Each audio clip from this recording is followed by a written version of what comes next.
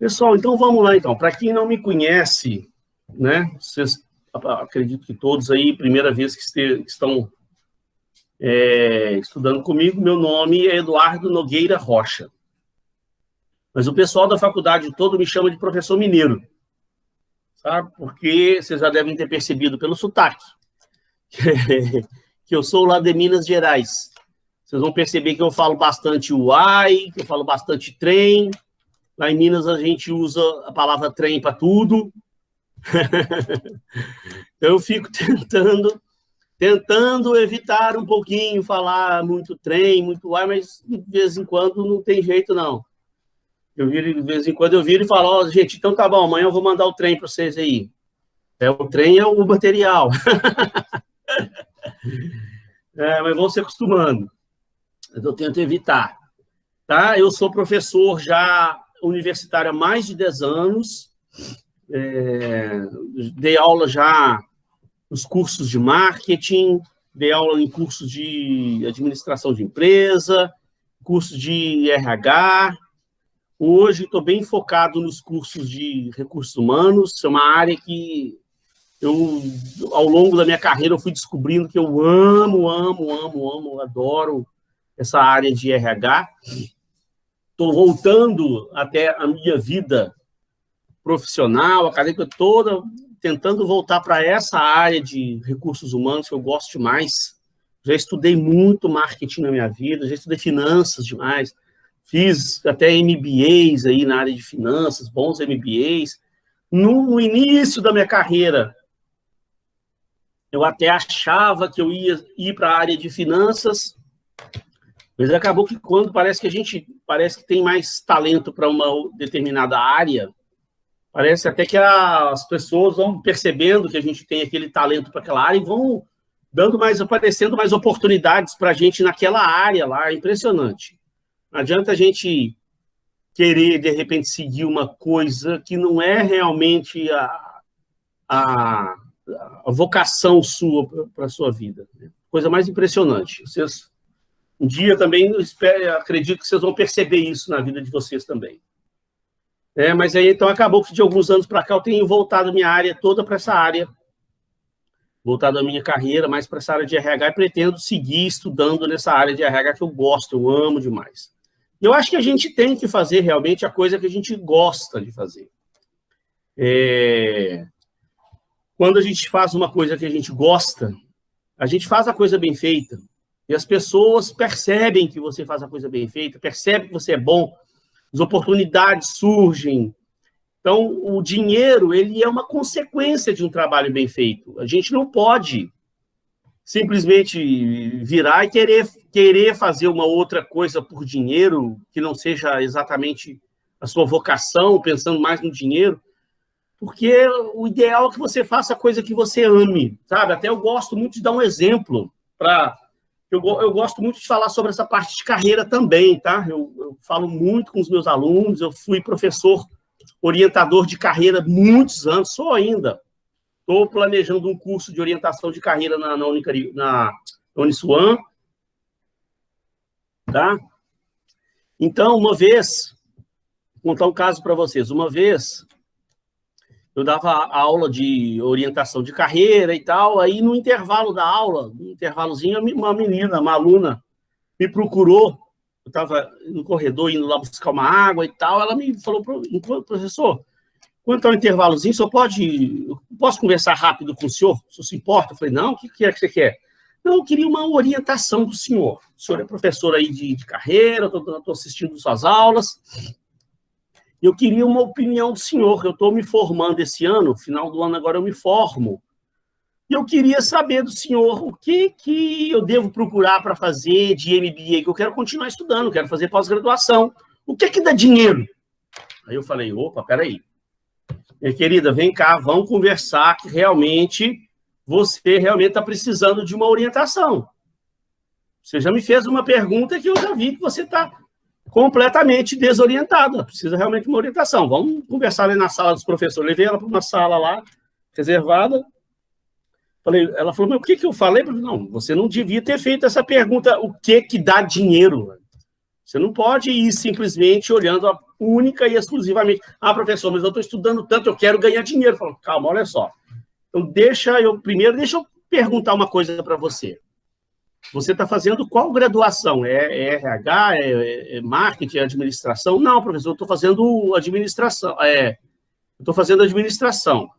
Ah, então tá bom. Estou fazendo administração. Você está trabalhando? Ah, sim, estou trabalhando. Eu trabalho na Lafarge. Falei, nossa, a menina estava estudando na Lafarge, uma multinacional francesa, aí, poderosíssima, uma empresa que é o sonho de consumo de muita gente. Né? Eu conheço muito bem a empresa, muito boa empresa, com excelentes oportunidades da pessoa crescer lá dentro. Falei, o que você faz? Qual área você trabalha? Ah, eu sou da área de RH, eu sou assistente de RH. Tá, e você gosta de RH? Ela falou, nossa, eu amo o RH, professor, eu amo. Eu falei, minha filha, então por que você está me perguntando qual área, qual MBA você vai fazer? Você tem que fazer um MBA em gestão estratégica de pessoas, por exemplo. Tem muitos MBAs bons em gestão de pessoas. Ah, professor, mas isso aí dá dinheiro? Eu falei, filha do céu, para de perguntar sobre dinheiro. Entendeu? Deixa eu te contar um caso de um amigo meu. Aí fui contar para ela o caso do meu amigo lá da minha cidade, interior de Minas. O Marcos. Que é um caso famoso. Caso que eu gosto de exemplo. Esse camarada amigo meu, o Marcos, ele, desde cedo, ele foi fazer curso de Direito. Ele entrou na faculdade de Direito aos 18 anos, mas ele gostava dessa área de recursos humanos. Ele queria mexer com isso.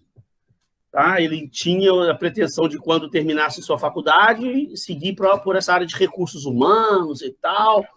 E aí apareceu uma oportunidade de emprego, enquanto ele estava fazendo a faculdade, na Nestlé.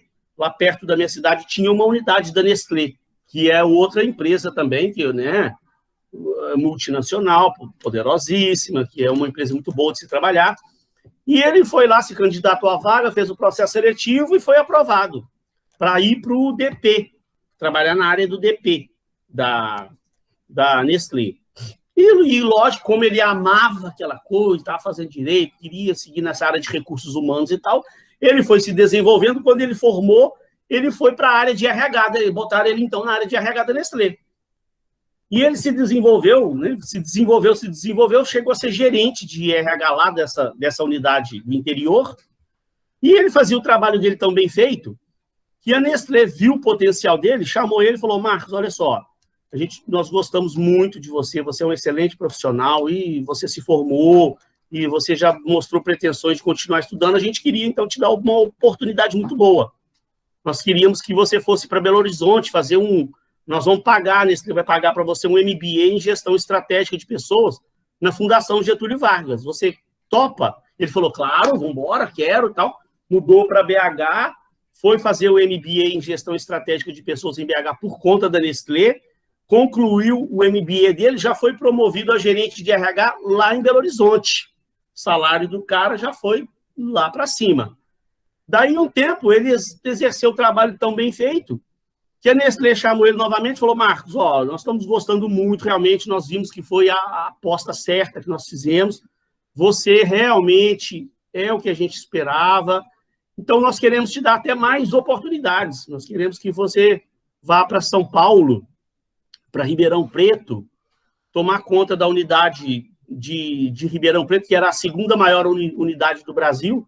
Você vai ser gerente de RH lá, e nós queríamos que você fizesse um mestrado na USP. Nossa, então quero. Foi embora, pô. Foi para lá. Fez o mestrado lá na USP, aí quando vê, a Nestlé virou, olha, agora você está sendo promovida a gerente geral da Nestlé, lá em São Paulo. Quando vê, o cara chegou lá no topo. Gerente geral da Nestlé, lá em São Paulo. Imagina só. O salário do camarada foi para 20, se eu não me engano, 26 mil, lá na época, muitos anos isso. 20 e tantos mil reais de salário na carteira, gerente geral da Nestlé, lá em São Paulo, com a vida toda arrumada, a vida que ele sempre sonhou, e já tinha, nesse percurso todo, ele já tinha 20 e tantos anos de Nestlé, já estava fazendo planos para sua aposentadoria. Quando vê lá em São Paulo, um dia lá, o telefone tocou na hora do almoço, o celular dele tocou, o número dele atendeu. Sabe quem que era? Um headhunter. Sabe o que é um headhunter? Um caça-talentos.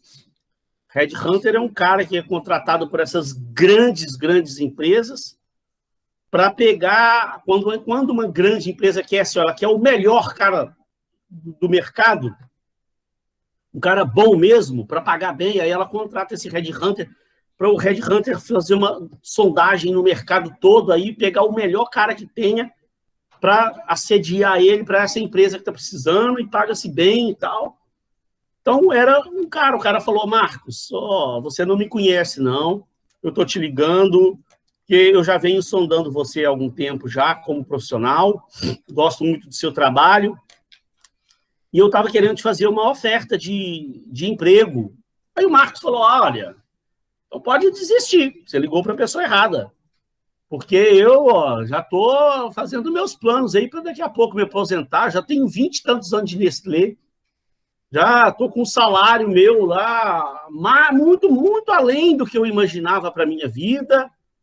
Então, assim, eu já tenho 20 e tantos anos de Nestlé, dificilmente você vai fazer uma oferta para mim aí que vai me seduzir. Aí o cara falou, mas a oferta é para pagar o dobro. O cara já falou assim, opa, peraí, como é que é? A mão dele já até começou a tremer, o cara já falou, já pegou a caneta e falou, pagar o dobro? Onde é que eu assino? Como é que é essa história? E quando ele falou, então vamos conversar. Então, o único porém é que você tem que estar disposto a mudar para o Mato Grosso. Deixa eu te explicar, então, uma história melhor. Se você realmente se interessar, a gente marca um almoço e eu te explico com detalhes. Mas a questão é que eu sou um headhunter e fui contratado pela empresa de águas, a estatal lá do Mato Grosso. Né? Aqui tem a SEDAI, né? Empresa de água daqui, lá no Mato Grosso tem a empresa de lá.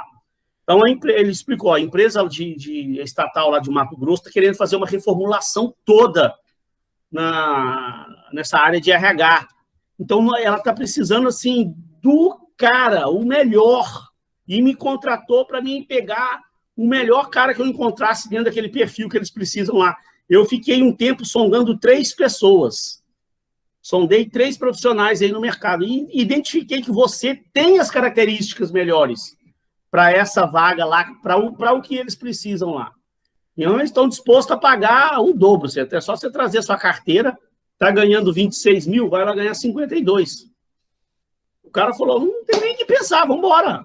Eu quero conversar assim com você. Marcaram um almoço, acertaram, o cara fez um acordo com a Nestlé lá e, pum, foi embora lá para o Mato Grosso, ganhar 52 mil reais.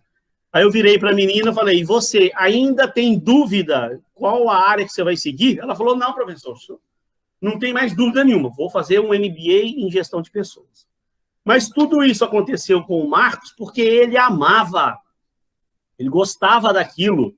Então, quando a pessoa ama, quando a pessoa gosta, ela faz a coisa bem feita, o trabalho dela vai ser valorizado, as pessoas vão perceber o quanto ela faz o trabalho caprichado, o quanto ela ama o trabalho, vão dar oportunidades para essa pessoa, e o dinheiro é uma consequência de um trabalho bem feito.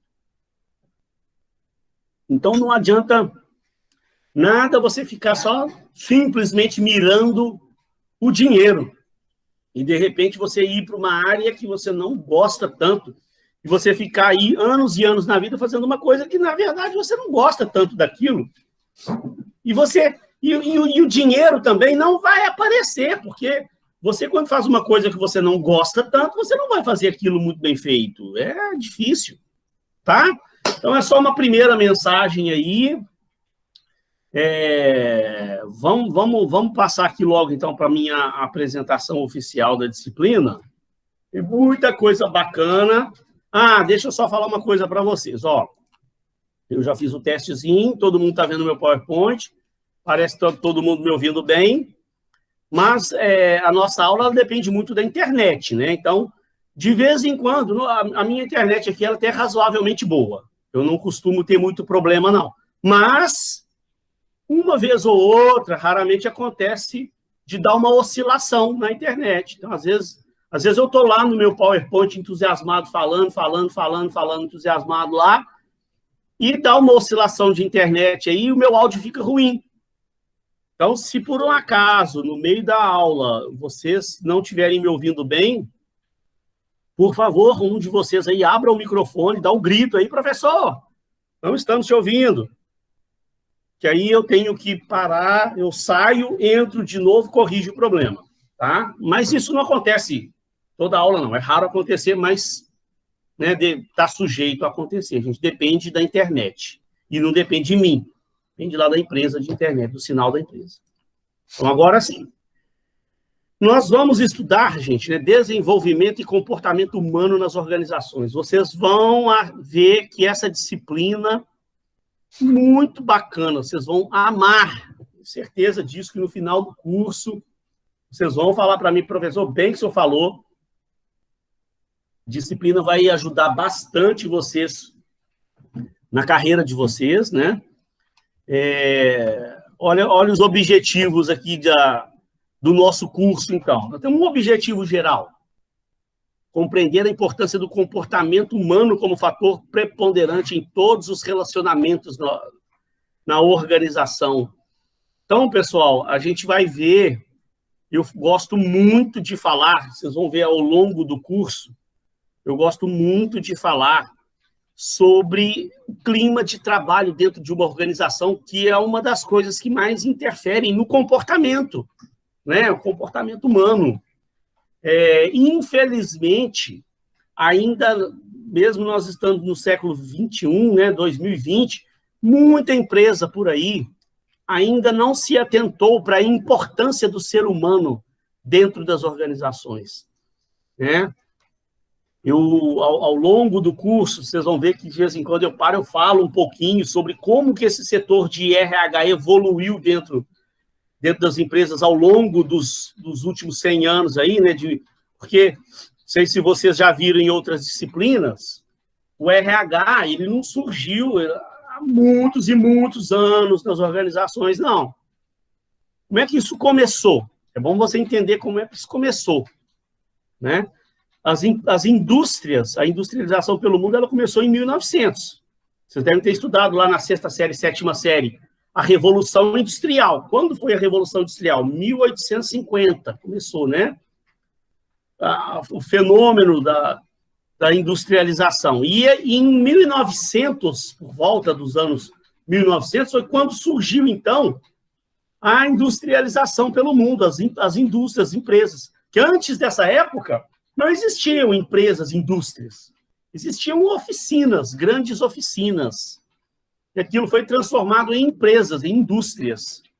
Então, passou a se contratar pessoas, mas as pessoas naquela época, elas eram muito pouco valorizadas. O ser humano, ele não tinha valor nenhum dentro das empresas. Até porque nós estávamos lá em 1900, na era da industrialização. Então, o que era importante naquela época lá? As máquinas, não é? Esse fenômeno da industrialização foi nada mais, nada menos do que a interferência das máquinas no processo produtivo. A máquina veio para substituir o ser humano. Enquanto tinha lá 20 pessoas trabalhando, produzindo, o cara botou uma máquina só, uma pessoa operando a máquina produzia para muitas pessoas e fazia muito bem feito. Então, as máquinas eram importantíssimas e tal, e o ser humano era só um apêndice da máquina. O ser humano era só um mero recurso para fazer a máquina funcionar e não tinha valor nenhum. Mas a empresa precisava de pessoas, né? E aí surgiu naquela época, não foi o RH, surgiu o DP. O DP surgiu lá nos anos 1900, mas qual que é a função do DP? É só uma função burocrática, que é aquela função lá para contratar as pessoas, cuidar da documentação, juntar a documentação, analisar a documentação da pessoa, fazer o registro da pessoa no livro de registro de empregado, fazer o registro do profissional nos órgãos trabalhistas lá da época, cuidar lá dos horários de trabalho, das folhas de ponto das pessoas, e no final do mês calcular lá o salário da pessoa, ver se ela faltou, se ela não faltou, se tem algum desconto para fazer, faz a folha de pagamento e providenciar o pagamento. Então, essa é a função. Até hoje o DP faz isso, né? O DP já surgiu naquela época para cuidar dessa parte burocrática só, e não existia recursos humanos, não existiam essas técnicas modernas de gestão de recursos humanos. Isso, com a evolução das indústrias, é que a coisa começou a evoluir.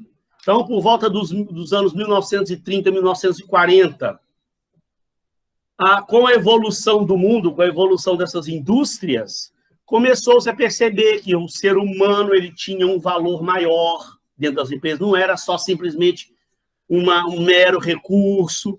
Então, passou a perceber e enxergar o ser humano de uma outra forma. As indústrias começaram a crescer. Começou, então, lá nos anos 1950, foi quando, então, surgiu os departamentos de recursos humanos da empresa. Foi quando criaram-se outras funções, além daquelas funções do DP. Quais as funções? Essas funções básicas do RH de avaliação que nós vamos ver aqui. Avaliação de desempenho, treinamento e desenvolvimento, recrutamento e seleção. Esses subsistemas da área de recursos humanos começaram a ser criados por volta de 1950. Não existe uma data assim certinha, por volta de 1950, após a Segunda Guerra Mundial. E daí para frente, a coisa foi evoluindo, e o que aconteceu depois? O principal fenômeno surgiu realmente em 1990. O que aconteceu em 1990? Surgiu no mundo a internet, o computador, né?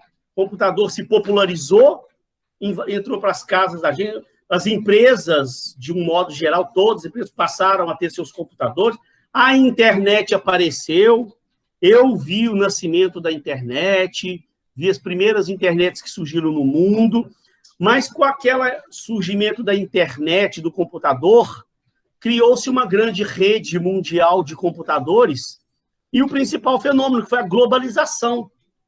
Então, com isso, qual foi o principal fenômeno aí? A globalização veio a ser o quê?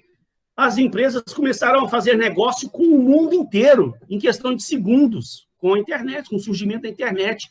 E passou uma empresa aqui fazer negócio com uma empresa lá da China, a empresa lá da Índia fazendo negócio com a empresa dos Estados Unidos, empresa dos Estados Unidos vendendo produtos para o resto do planeta inteiro, nós aqui no Brasil comprando produtos lá da China, dos Estados Unidos, do Japão, da Alemanha, uma grande rede, um grande mercado mundial, então cresceu demais a competição entre as empresas. E aí, nesse momento, as empresas se viram obrigadas a remodelar toda a sua estrutura, todo o seu processo produtivo, e o principal, as empresas entenderam a importância do ser humano. Esse que foi um dos fatores principais, né? As empresas perceberam a importância do ser humano. O ser humano, então, ele passou a ser a chave da atenção. As empresas perceberam que o ser humano, que as máquinas, elas são importantes, continuam tendo a sua importância, que elas fabricam, produzem, mas quem cria é o ser humano, quem traz inovação é o ser humano. Para as empresas precisarem vencer aquela competição que virou com a internet, com a globalização, cada vez mais ela precisava do ser humano, da mente inteligente. Então, veio a gestão do conhecimento. E aí, então, os setores de RH das empresas, o departamento de RH, até viraram gestão de pessoas. E hoje isso já está evoluindo para gestão estratégica de pessoas. De tão importante que isso está. Então, nós vamos... Todo momento está falando disso aí, né, dessas mudanças todas que ocorreram, mas, então, as empresas passaram a estudar, a enxergar a importância do comportamento humano dentro das empresas, né, do relacionamento das pessoas dentro das empresas. Então, pessoal, e realmente, hoje, a gente sabe que, assim, a parte mais complexa dentro de uma empresa hoje, a parte mais difícil de você mexer, a parte mais complicada de você trabalhar, é a área de recursos humanos. Gente, é impressionante, mas impressionante né? Eu converso demais aí com gerentes, com diretores, com empresários e tal, e faça um teste uma hora, faça uma pesquisa para vocês verem no mercado aí qual a área que esse pessoal, esses diretores, executivos, gerentes, o que eles acham a área mais difícil. Dentro da administração de empresas, você tem mais ou menos 4, 5 áreas bem definidas. Dentro de uma empresa, você tem o setor de finanças, você tem o setor de produção, você tem o setor de marketing, tem lá o setor de RH, tem mais algum outro, né, logística, alguma coisa, depende do porte da empresa. Mas, basicamente, você tem essas áreas dentro da empresa. Eu pergunto para os alunos, qual a área mais difícil de mexer? Muita gente, aluno que está começando a faculdade ainda, acha que, de repente, finanças, né? Professor, finanças é uma coisa difícil demais, porque ele tem uma certa dificuldade com a matemática e tal, mas só que, se você for parar para analisar, hoje, com esses sistemas moderníssimos que a gente tem, a tecnologia que a gente tem, computadores moderníssimos, programas moderníssimos, gente, mexer com finanças não é uma coisa complicada, não. E outra, a matemática, ela é precisa. 2 mais 2 é 4. Acabou. Não existe essa de 2 mais 2, de repente pode ser 3,8. Não. Matemática, 2 mais 2 é 4.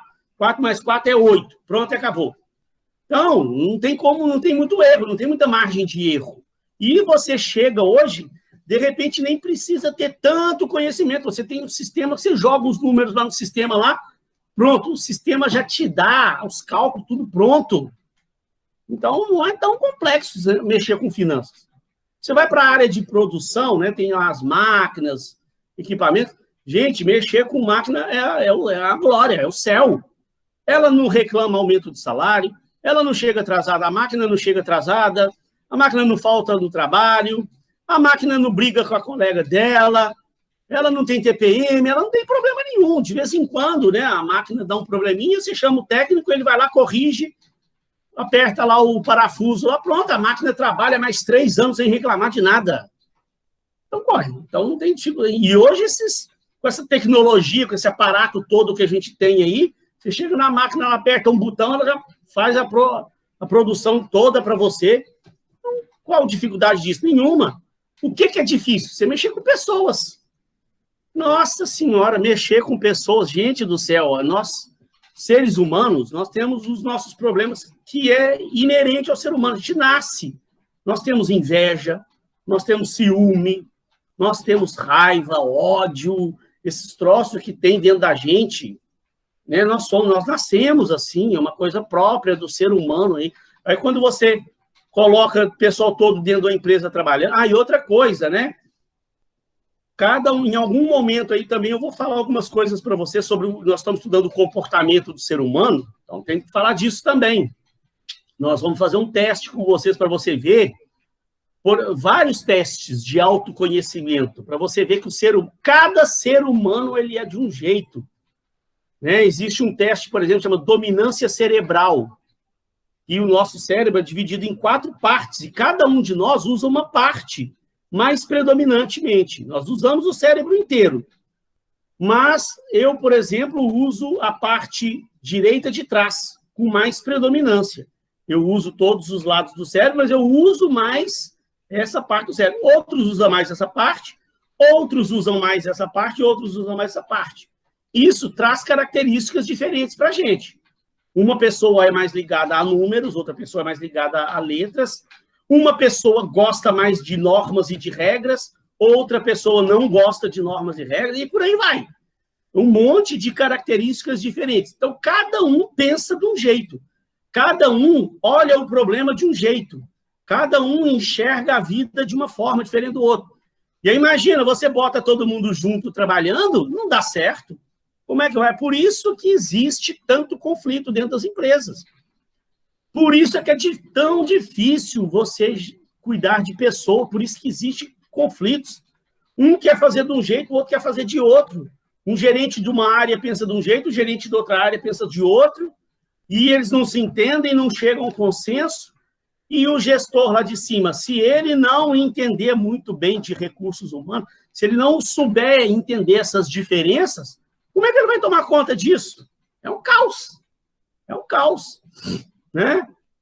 Então, quando a gente estuda essa nossa disciplina, a gente vê muito essas questões. É importantíssimo entender. Por isso é que eu falo que é difícil mexer com pessoas, sabe? E aí, como objetivos específicos, identificar e aplicar os principais métodos de avaliação de desempenho, compreender e interpretar as etapas do processo de treinamento e desenvolvimento como forma de investimento. Então, esses dois itens aí, nós vamos ver que é a unidade 1 e 2. A nossa unidade 1 e 2, nossa, eu acho elas importantíssimas na carreira de um profissional, né? E as empresas, e hoje, infelizmente, eu vou mostrar para vocês alguns exemplos que eu vi, tá? Não é exemplos que eu acho que é assim, não. Porque eu, às vezes, eu faço consultoria em empresas, eu já tenho uma experiência profissional já de mais de 20 anos aí trabalhando aí no mercado.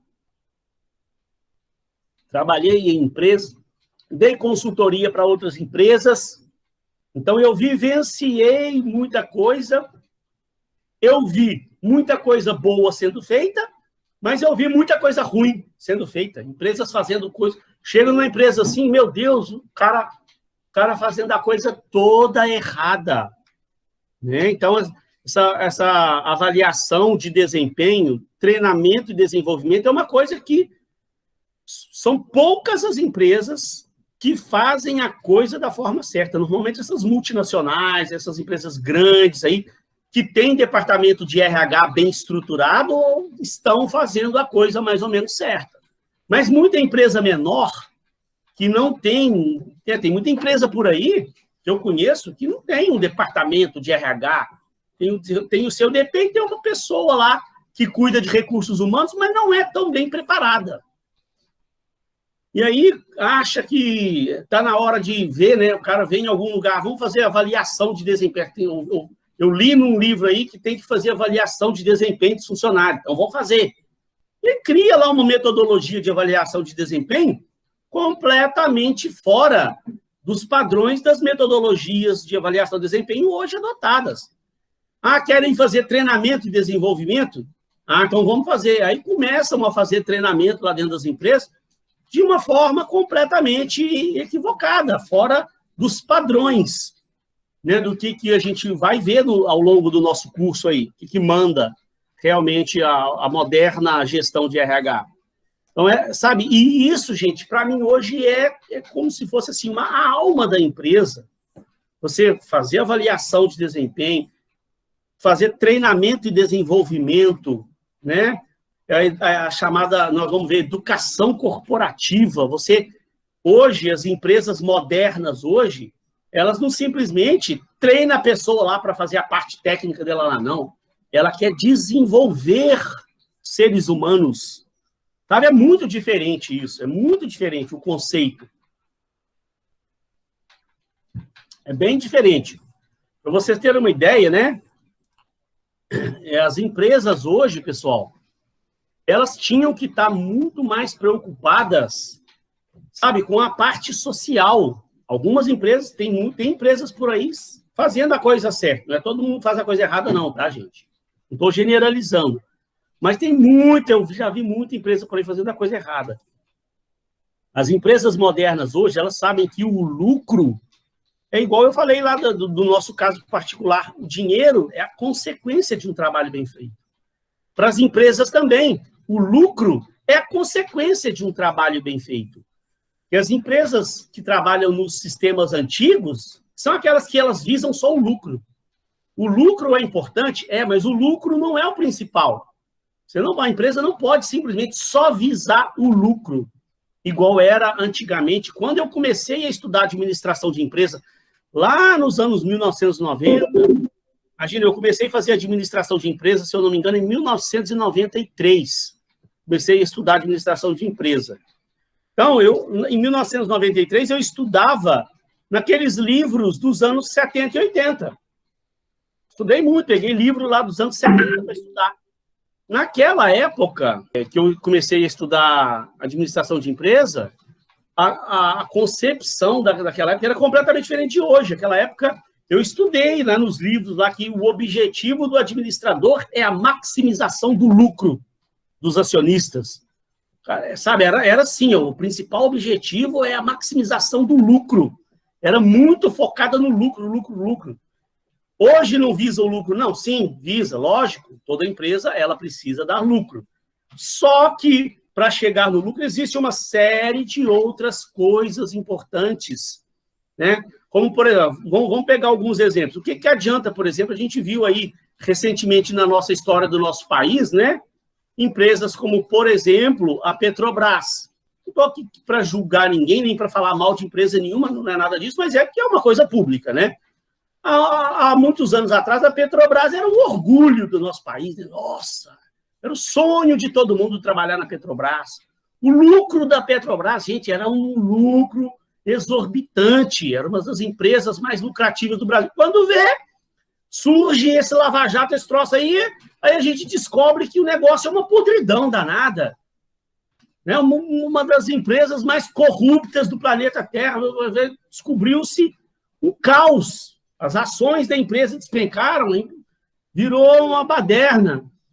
Então, o que adianta só olhar o lucro? A empresa estava dando lucro, mas lá dentro existia um esquema de corrupção sem precedentes no Brasil, que manchou a imagem da empresa, a empresa ficou mal vista lá fora, ainda está mal vista lá fora, vai demorar muito para essa empresa se recuperar. Está falando ali, né, IRB Brasil, diversos casos. Outro caso famoso, a Vale do Rio Doce. Vale do Rio Doce é um outro exemplo, que era a empresa que, nossa, alguns anos atrás falava em Vale do Rio Doce, nossa senhora, era válido. Aí quando vê, gente, por uma falta de administração, eu não sei onde que esse pessoal está com a cabeça, mas não geriram bem aquelas barragens. Quando vê, rompeu-se uma barragem lá, matou não sei quantas pessoas que morreram com o rompimento da barragem, matou o rio, matou as florestas, poluiu tudo, acabou com o meio ambiente, com uma parte do meio ambiente do país todo. E aí, daí 2 anos, aconteceu de novo. A empresa não é possível. Tudo bem, errar uma vez, a gente até... um acidente, né? Daí um tempo acontece de novo com a outra barragem, mata mais não sei quantas pessoas, polui novamente o ambiente todo de novo. Várias barragens, a Jéssica está falando exatamente, várias. Daqui a pouco nós vamos ver essa história acontecer de novo, Deus queira que não. Mas, gente, agora, como é que uma empresa desse porte, como é que não olhou para isso, não cuidou disso e deixou isso acontecer? Vidas foram perdidas. O ambiente, meio ambiente que foi poluído. Então, a empresa tem que ter a responsabilidade social, tem que ter responsabilidade ambiental, né? Não pode deixar isso acontecer. E estava só olhando o lucro. Aí acontece uma coisa dessa, a tragédia total. Fora isso, gente, empresas hoje aí, que eu vi, presenciei, sabe? A empresa está lá, é lucrativa e tal, mas um clima de trabalho horroroso. Você chega na empresa, assim, aquela tensão, todo mundo trabalha tenso.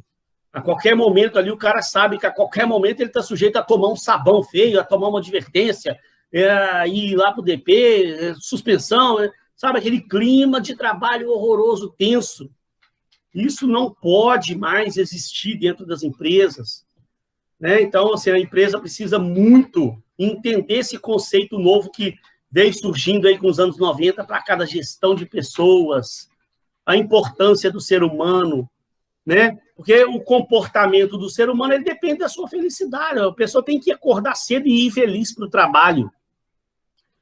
Vocês já ouviram, não sei se ouviram falar, uma coisa que também que eu falo muito nas minhas aulas, pessoas que têm a síndrome do fantástico.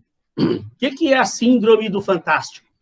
Aquele camarada que no domingo à noite, ele ouve a musiquinha do Fantástico, dá uma depressão no camarada. O cara tem que tomar 3 Rivotril para poder dormir. Só de pensar que amanhã é segunda-feira, ele vai começar novamente o martírio dele. Mais uma semana de inferno na minha vida, o cara pensa. Amanhã cedo, lá vai eu de novo. para aquele inferno. O trabalho dele, ele considera o inferno da vida dele, de tão ruim. Isso eu já vi, gente, eu já trabalhei em empresas assim. Isso já aconteceu comigo, tá? Eu tenho amigos meus trabalhando dessa forma, alunos meus, que às vezes me procuram e falam, professor, eu não aguento mais a empresa que eu trabalho, professor, e tal, o que eu faço? Então, assim, o conselho que eu dou, jamais você tem que chegar e pedir demissão e procurar outra coisa sem ter um negócio mais ou menos certo. Nós estamos vivendo um momento, principalmente nesse momento que a gente vive, né? Um momento de incerteza. Nós estamos aí passando por uma das maiores recessões que o nosso país já viveu. A gente não tem nem certeza se daqui a pouco realmente isso vai melhorar. Tá aí para surgir uma vacina, mas mesmo quando surgir a vacina que normalizar, nós vamos sofrer consequências.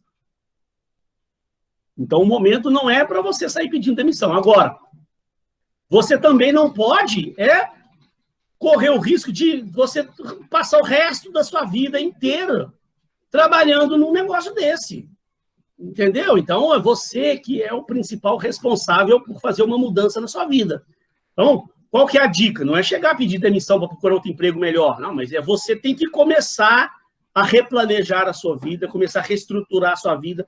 Você já está fazendo, se você, por um acaso, passa por um problema desse, está num lugar que você não gosta, mas você está fazendo a sua faculdade, está no caminho certíssimo. Daqui a pouco você vai fazer novos cursos, daqui a pouco você vai fazer uma pós-graduação, um MBA, e é procurar novas oportunidades e procurar mudar esse quadro da sua vida. Porque você não pode, gente, correr o risco de lá, daqui uns anos, você inteirar 65 anos, aí você se aposenta, aí você aposenta e olha para trás e vira e fala assim, gente, eu fiquei 35, 40 anos da minha vida trabalhando numa coisa que me fez infeliz. Gente, isso você jamais pode deixar acontecer com a sua vida. Sabe? É porque aí você vai descobrir uma coisa cruel que a gente descobre ao longo da vida da gente. O tempo não volta atrás.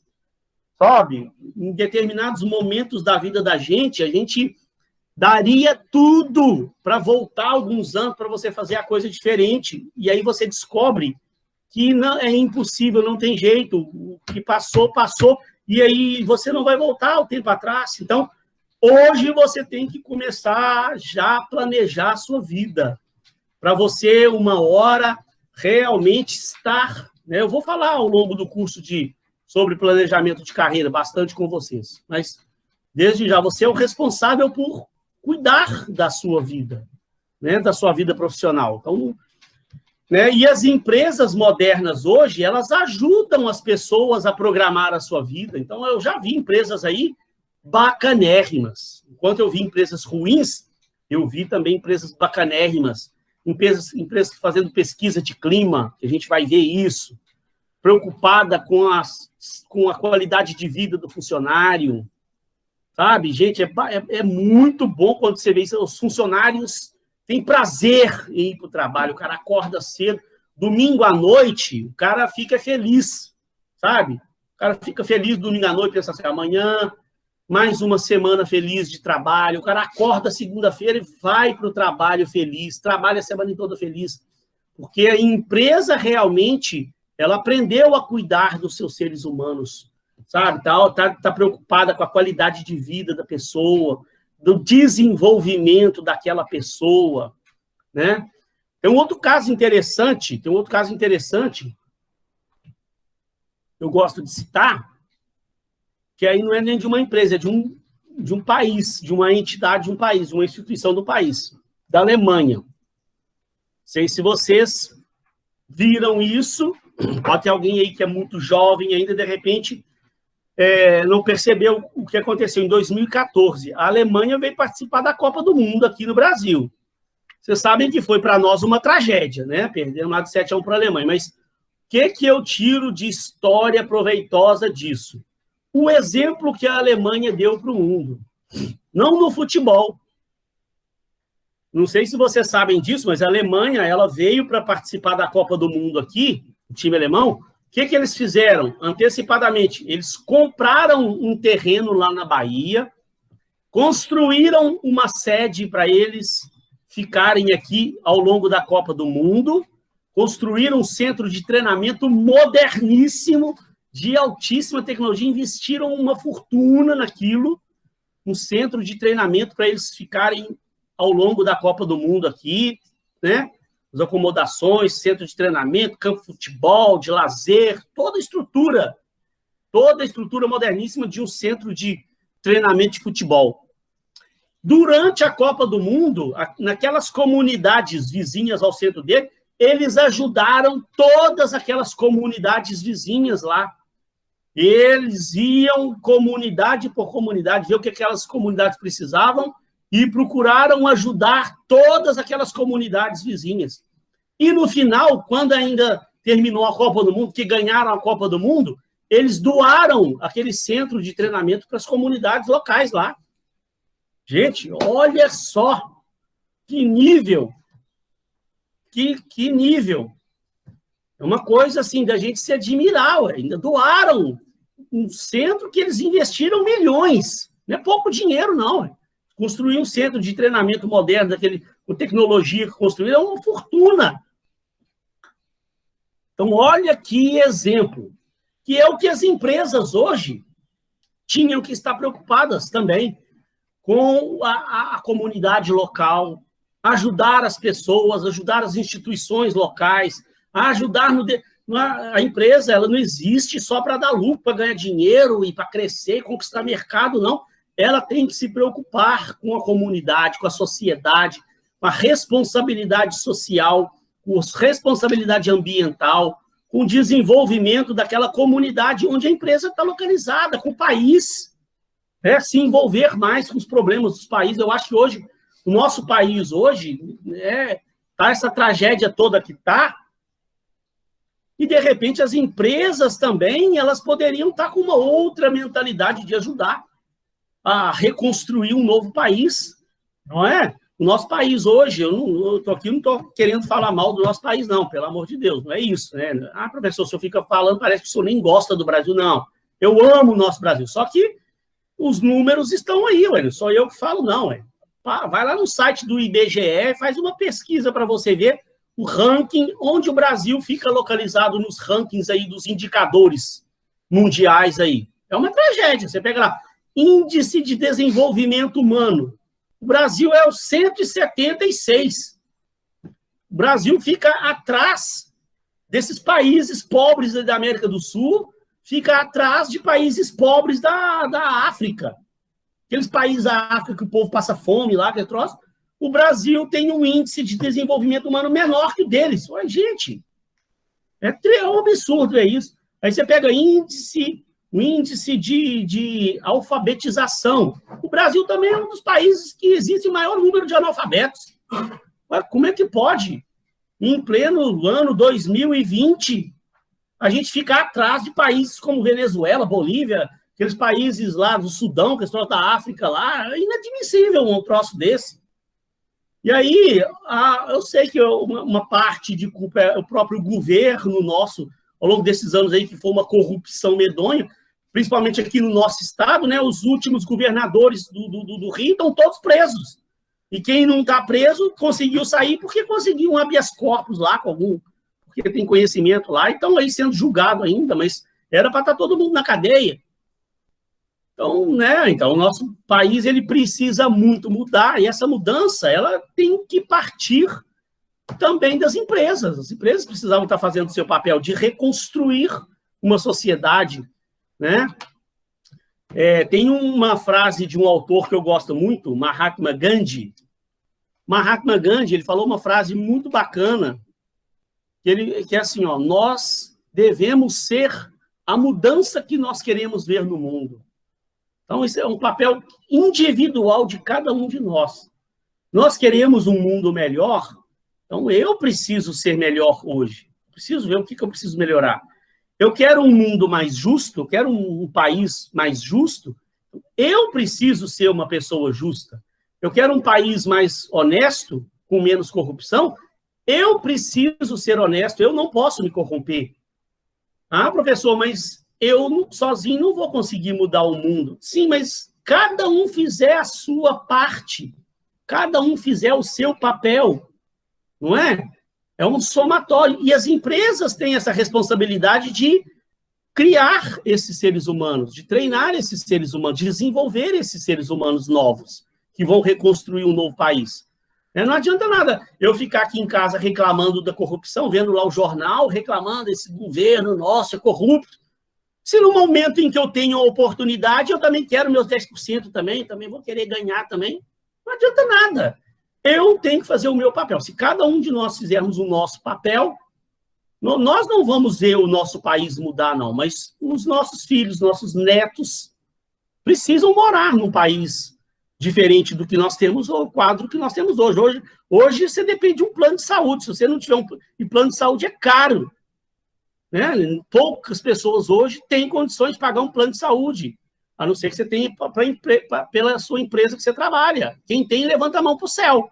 Porque se você não tiver um plano de saúde bom, você se adoecer, você morre lá na fila do hospital, ela morre lá no corredor, deitado no corredor do hospital.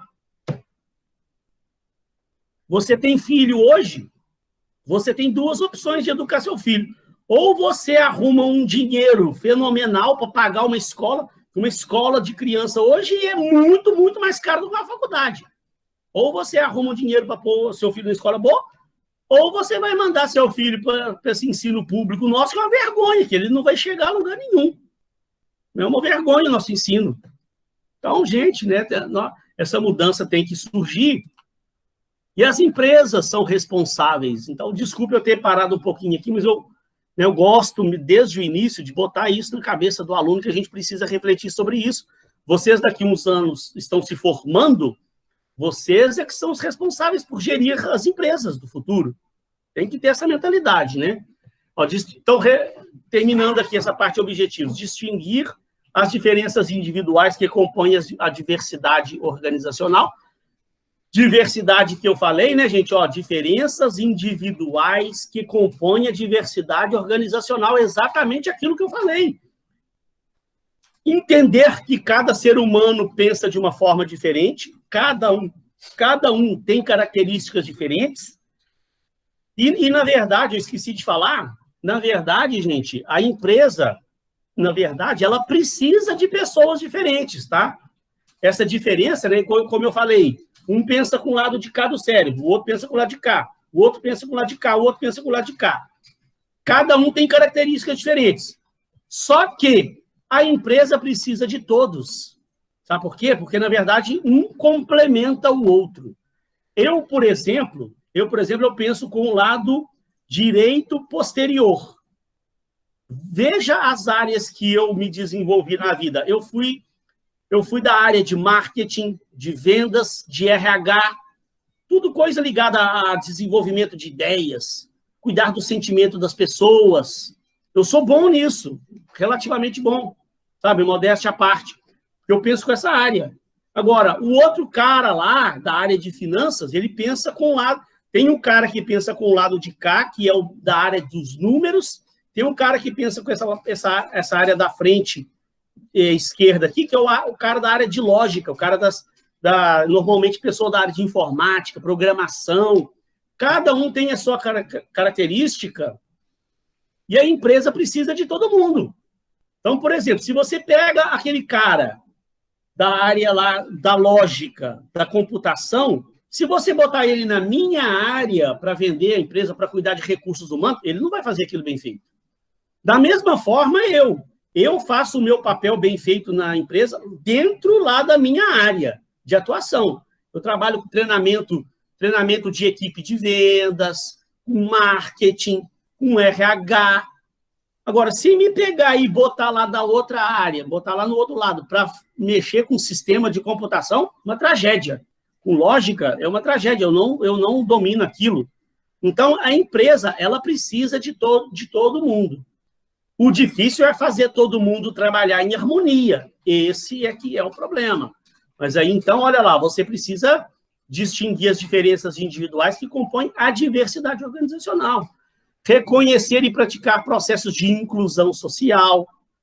classificar os conflitos, gente, os conflitos organizacionais que surgem por causa dessas diferenças e entender o processo de negociação. O negócio não é fazer todo mundo pensar igual, jamais. Nenhuma empresa nenhuma, a liderança vai fazer todo mundo mudar a cabeça e todo mundo pensar igual. O negócio não é esse. O negócio é chegar num consenso. A empresa precisa de todo mundo, né? Cada um está na sua área, cada um fazendo o seu papel. Mas o negócio é haver um processo de negociação interna ali para reduzir esse conflito, para que todos possam se entender e chegar a um consenso e trabalhar, conviver ali, apesar das diferenças, conviver harmonicamente, né? Por fim, distinguir as relações de poder e conhecer os aspectos da política nas organizações. Então, para isso, gente, para a gente desenvolver, chegar a esse objetivo lá no final do curso, então vejam, olha para você ver quantos objetivos bacanas a gente tem. Então, realmente é uma matéria muito interessante, muito bacana, a gente vai ver coisas hoje. Isso, gente, são coisas assim fundamentais, mas muito fundamentais para uma empresa se desenvolver, tá? E eu digo, gente, olha só uma coisa importante, ó, que eu gosto muito de falar com os alunos também. Vocês estão percebendo aí a crise que a gente vem passando, né? Começou esse ano agora. Mas essa crise já vem já há alguns anos, uma crise econômica no país, que começou em 2014. Não sei se todos de vocês lembram. 2014 foi um ano que instaurou uma crise econômica no país sem precedentes. Eu estava trabalhando numa empresa, eu me lembro que até em 2013, gente, o Brasil vinha de vento em popa, sabe? 2013, nessa empresa que eu trabalhava, foi o melhor ano da história da empresa. O lucro da empresa foi lá para cima. O Brasil lá vinha de vento. Quando vê, chegou 2014, descobriu um monte de coisa errada aí no governo brasileiro, descobriu-se um monte de troço, veio essas lava-jato, veio esses troços tudo aí, o Brasil entrou, foi numa crise medonha, né? E o que aconteceu? Diversas empresas fecharam. Eu vi fechamento de porta de um monte de empresas. Outras não fecharam, mas ficaram aí anos e anos e anos respirando com a ajuda de balão de oxigênio. A qualquer hora ficaram aí perigando a qualquer hora fechar as portas. Uma crise medonha. Aí a gente entrou agora em 2020 com uma esperança. 2019 a gente estava com esperança. Os especialistas falando que 2020 ia ser um momento de retomada. Eu comecei o meu período passado lá falando com os alunos, gente, ó, estamos num ano que agora é um período de retomada, 2020 vai ser um ano bom, 2021 vai ser um ano excelente para o nosso país, assim os especialistas diziam. Quando vê, me surge essa porcaria desse coronavírus aí, que aí acabou de estraçalhar tudo, essa pandemia, fechamento. E aí, quando a gente estava num momento que a gente estava com uma esperança de ver uma luz no fim do túnel, babou tudo. E aí, agora é que vai ter empresa fechando mesmo. Mas o que eu quero dizer? Apesar de toda essa tragédia, que eu vi várias empresas fechando, ao mesmo tempo eu vi empresas crescendo. Com toda essa dificuldade, com toda essa crise, eu vi empresas crescendo, eu vi empresas contratando pessoas, eu vi empresas abrindo filiais, eu vi empresas lançando produtos novos, eu vi empresas conquistando mercados por aí afora. E aí, como é que você explica isso? Alguém teria alguma explicação para um troço desse? Vem uma crise medonha, diversas empresas fecham, e tem outras que crescem, tem outras que abrem filiais, tem outras que contratam pessoas. Aí, gente, é um fenômeno interessantíssimo. Você pode conversar com diversos consultores de empresa, pessoas dessas áreas de consultoria. Você vai ver por que essas empresas estão se dando bem. Porque elas entenderam isso que eu estou falando. Elas cuidam bem dos seus recursos humanos. Elas têm uma equipe de profissionais altamente capacitados altamente bem treinados, bem avaliados, bem treinados e ultra motivados, pessoas felizes trabalhando, pessoas motivadas trabalhando. Pode surgir a crise que for, que não abala a estrutura dessa empresa. Essa empresa é sólida, as pessoas estão ali dentro unidas, vem a crise, os problemas surgem, os conflitos surgem, as dificuldades surgem, mas as pessoas estão ali unidas, trabalhando com conhecimento, com união, trabalhando em equipe. Aí a empresa consegue passar por essas crises sem sofrer tanto como outras sofreram, sabe? Então, é importantíssimo a gente entender isso. Tá? Então, gente, para a gente ver cumprir todos esses objetivos, olha lá as unidades que a gente vai ter. Ao longo da semana que vem, eu vou mandar para vocês essa unidade 1 já, que eu estou acabando de dar uma atualizada nela, tá? Vamos ver, a primeira unidade é belíssima. Avaliação, essas duas primeiras unidades aí, gente, eu adoro o assunto. Tá? Avaliação de desempenho, métodos tradicionais, métodos modernos, os erros que as empresas praticam ao fazer avaliação de desempenho, confrontar os métodos tradicionais com métodos modernos. Depois que a gente viu tudo sobre avaliação de desempenho, a gente vem para treinamento e desenvolvimento, né? Você avaliou o desempenho, o que a empresa precisa de preparar de treinamento? Então, existem metodologias de treinamento e desenvolvimento de pessoas. Nós vamos ver as etapas de treinamento, os tipos de treinamento, formas de desenvolvimento humano e organizacional. Então, gente, é uma unidade também belíssima, belíssima, que você precisa dominar esse assunto. Não é saber mais ou menos, não. Isso aqui, gente, hoje eu acho a alma de uma empresa, esses dois assuntos aqui, sabe? E quando são bem feitos, é o que ocasiona o sucesso dessas empresas que eu acabei de falar, né? E aí vem a unidade 3, o comportamento organizacional. A gente vê a percepção e a diversidade nas organizações, pessoas que pensam diferente, trabalhando juntas, questão dos valores, das atitudes, a personalidade, as emoções.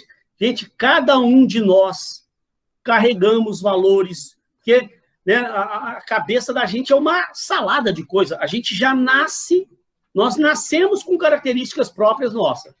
Como eu falei aqui, a gente vai ver, a gente vai estudar esse fenômeno do cérebro da gente. Né? Eu falei do teste da dominância cerebral, mas existem outros estudos, existe o teste DISC, existe o MBTI, existem diversos testes, as múltiplas inteligências de Gardner. A gente vai ver todos esses testes e entender como é que o cérebro humano pensa, e entender as diferenças. Então, nós nascemos com características diferentes.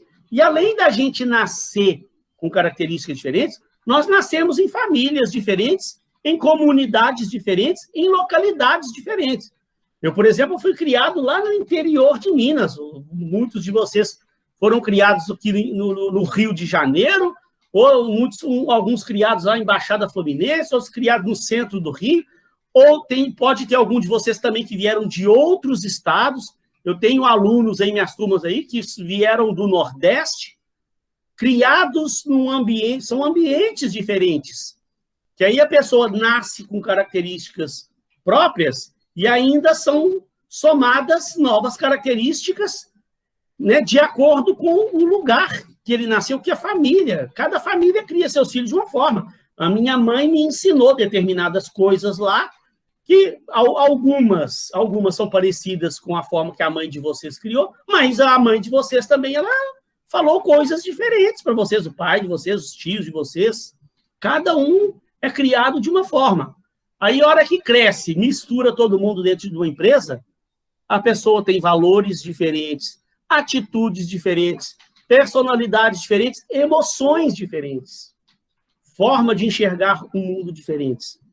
Então, e uma coisa interessante, gente, quando a empresa entende isso, não é que ela resolve de vez o problema e que todo mundo vai pensar igual, como eu falei ali, não é isso. Mas é que cada um se conhecendo melhor, a gente reduz os conflitos, porque eu passo a entender melhor o meu colega de trabalho, o meu colega de trabalho passa a me entender melhor, a gente passa a se aceitar melhor, passa a conviver melhor, mesmo tendo valores, atitudes, personalidades diferentes. Esse é que é o grande barato do negócio, né? Distorções perceptivas e teoria da atribuição. A gente vai ver isso lá no momento certo. E, por fim, uma unidade de associações, é aquilo que eu falei. O interesse não é fazer todo mundo pensar igual, mas é chegar a um consenso. Existe um processo aí de negociação. Entender, primeiro você tem que entender as causas dos conflitos, para poder arrumar a solução, né? Esses conflitos dentro dos comportamentos das pessoas.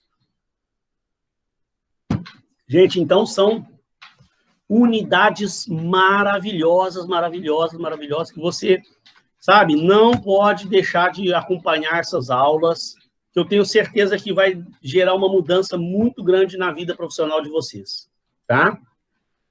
Uma outra coisa são a avaliação, as avaliações que a gente tem, tá? Que eu, apesar de que vocês já não são de primeiro período, vocês já fizeram as avaliações do período passado, mas eu gosto de recapitular. Vocês já devem ter visto os professores falando por aí das avaliações, mas eu gosto também de falar, né? Ah lá, nós temos a A1, A2 e A3. Eu gosto de deixar isso bem claro para aluno. Tem aluno, mesmo que ele já está no terceiro, quarto período, às vezes ele tem certa dúvida. A A1 e a A2, ela é composta de prova e APS. Tá? A prova, esse período, ela vai ser igual à prova passada. É uma prova que ela é meio que um trabalho também. Eu vou passar um trabalho de pesquisa, vou postar lá no Classroom. Você vai ter uma semana para me produzir essa prova, esse trabalho de pesquisa. Eu vou explicar. Eu gosto de deixar o meu aluno bem tranquilo, porque, gente, eu pego essa prova e vou explicar os detalhes todos, te mostrar o que eu quero realmente que você faça.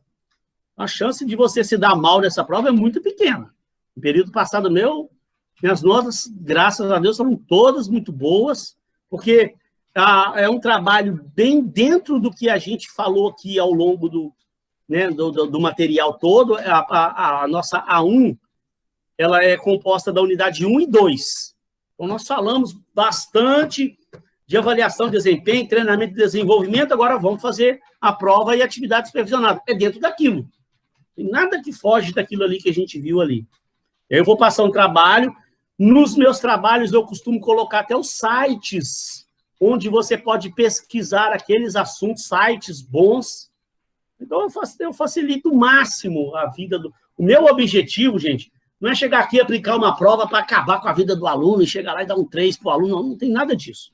Quero que o aluno tire aí de 8 para cima, né? 9, 9,5, 10. O meu sonho é os alunos todos tirarem 10. Para que realmente ele entendeu a matéria lá, entendeu o conceito do negócio, e aquilo ficou bem enraizado dentro dele. Eu estou formando um bom profissional realmente para o mercado. Esse que é o meu intuito, né? Então, eu vou postar a prova, a semana de prova é do dia 1º a dia 7 do 10. Então, logo no início dessa semana, eu já posto a prova para você lá no Classroom. Na nossa aula, eu vou explicar a prova toda, e no dia 7, você me encaminha a prova dentro do Classroom. Seus colegas não vão ver a sua prova. Só eu que vou ver a prova individual de cada um. E o interessante, pessoal, eu achei muito bom essa metodologia, essa forma no período passado, eu achei até melhor. Sabe por quê? Vocês vão ver lá dentro do Classroom, eu tenho como corrigir a sua prova e eu te devolvo ela corrigida. Eu te mostro onde você errou, o que você errou, onde você acertou, e se tiver errado, por que está errado, o que você deveria responder, quantos pontos eu tirei, por que eu tirei aqueles pontos de você. Então, minhas provas normalmente são 3 questões, tá? Para você fazer uma pesquisazinha. Então, se você errou a primeira questão, né, e acertou as outras 2, na primeira questão eu vou corrigir lá. A resposta não era isso, deveria ter respondido isso, o conceito era esse. Por isso eu descontei meio ponto de você. Eu vou te mostrar onde você errou. Tá? Então, é bem interessante. E a nossa APS, quando estiver entrando aí em setembro, estiver finalizando a unidade 1, é que eu passo ela para você. Aí você vai ter ainda até o dia da prova para me entregar essa APS, dentro da matéria também. E da mesma forma é a nossa A2. Vale 10 pontos, sendo que a prova vale 8, a APS vale 2, a prova nos mesmos moldes. Aí é a unidade 3 e 4. Aí eu vou pegar o assunto da unidade 3 e 4, vou fazer um trabalho, vou te passar um trabalho para você pesquisar dentro daquele assunto, da unidade 3 e 4. Eu te cito também os links de sites falando dessa matéria, para você pesquisar e tal. Vou explicar para você a prova, como que eu quero que você faça essa prova. No dia 26, eu posto a prova. Na nossa aula, eu explico a prova para você. Você me devolve a prova pelo Classroom no dia 2/12.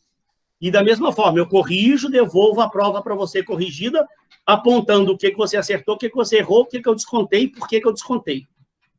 Tá? Depois, na outra semana, tem a vista de prova, você ainda tem tempo de conversar comigo, discutir comigo e, de repente, mostrar o seu ponto de vista e, de repente, eu posso rever a sua prova.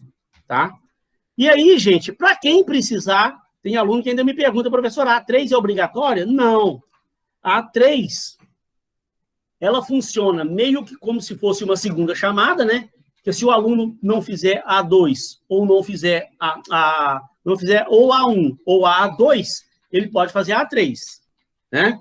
Como se fosse uma segunda chamada. Ou aquele aluno que não obteve média, ele pode fazer a A3, ou mesmo aquele que obteve a média e já passou, ele pode fazer a A3, de repente, para melhorar a sua nota. De repente, ele ficou a A1 e a A2, ele ficou com uma média 7, e de repente ele acha que ele pode melhorar essa média, ele pode fazer, não precisa me pedir permissão nem nada, eu vou postar a A3 lá no dia 10, explico para vocês.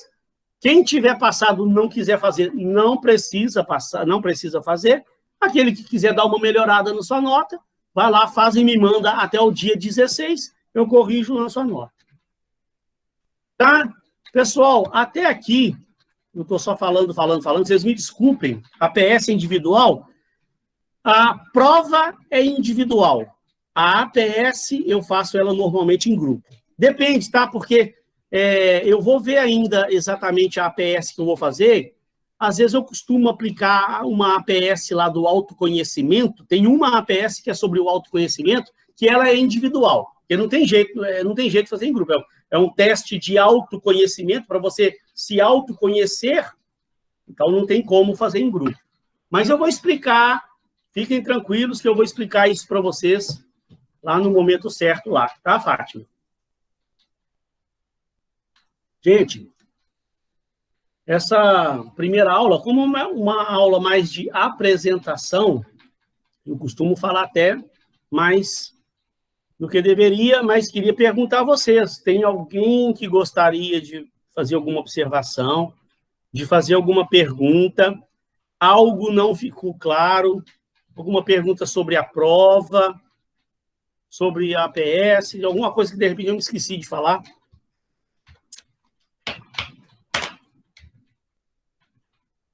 Posso continuar, então? Então, eu vou fazer o seguinte, ó, daqui a pouquinho eu vou dar um pequeno intervalo só para recarregar minha água. Eu quero falar de um assuntinho interessante com vocês hoje, tá? Mas só para encerrar essa primeira parte aqui, é só para mostrar para vocês os livros, ó. A bibliografia básica. Eu tenho ali o primeiro que eu indico aqui, é Venato. Eu gosto de mostrar ele, ó. Eu tenho ele aqui. Deixa eu mostrar para vocês esse livro aqui, ó. Uma boa parte da disciplina eu vou utilizar esse livro.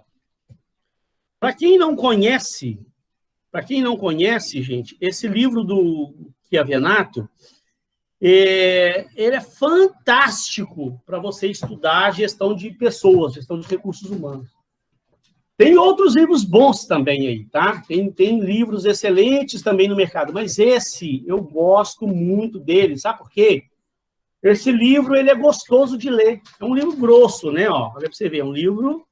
Não é um livro que o aluno vai sentar e ler em 2 semanas, 1 mês. Eu vou explicar já se precisa comprar ou não.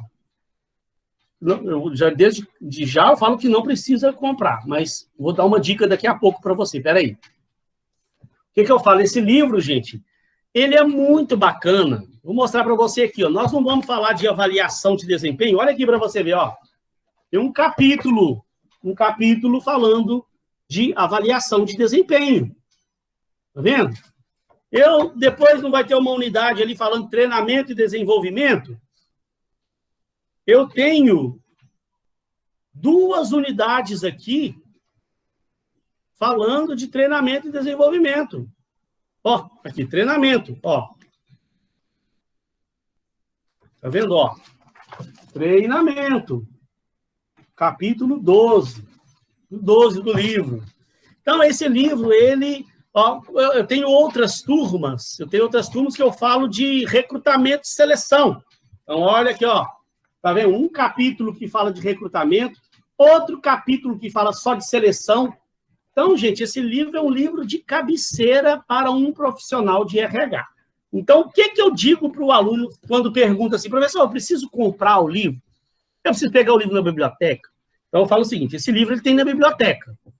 Deve ter, acredito eu, muitos exemplares lá, na biblioteca da faculdade. Agora, precisa comprar? O que eu costumo falar?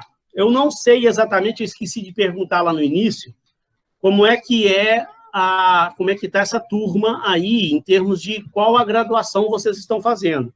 Eu acredito que uma boa parte está fazendo graduação de recursos humanos. Mas eu sei que nas minhas turmas, principalmente esse período, está tendo uma mescla. Tem alunos de administração, eu tenho alunos em turmas minhas que são de psicologia, tem alunos de outras áreas, tem alunos de engenharia da produção, tem alunos de RH. Então, o que eu costumo falar? Se o aluno está fazendo uma matéria, por exemplo, vamos pegar administração. Você está fazendo administração de empresa. Então, dentro da administração de empresa, você não é só o RH, você tem diversas áreas, como eu falei lá, né? Você tem finanças, você tem produção, você tem marketing, você tem outras coisas. E, de repente, o aluno está já num estágio do curso dele de administração que ele já viu que ele quer seguir pela área de finanças, é o que ele gosta. Tem outro aluno que quer seguir para a área de produção. Tem outro aluno que está fazendo ADM e quer seguir para a área de marketing. Ele já definiu isso para a vida dele. Então, esse aluno, gente, não justifica o cara chegar e comprar um livro desse. Até porque é um livro caro. Ele custa mais de R$200. E é um livro grande. O cara não vai ler o livro numa sentada. Então, para que o aluno que depois vai seguir finanças vai comprar um livro caro desse de gestão de pessoas? Embora seja muito importante, né? Então, esse aluno eu não aconselho que ele compre, não. Agora, se você está fazendo o ADM e você tem muita vontade de seguir para a área de RH, já definiu que você gosta dessa área e quer seguir por essa área, então eu te aconselho, sim, que no momento oportuno você compre esse livro.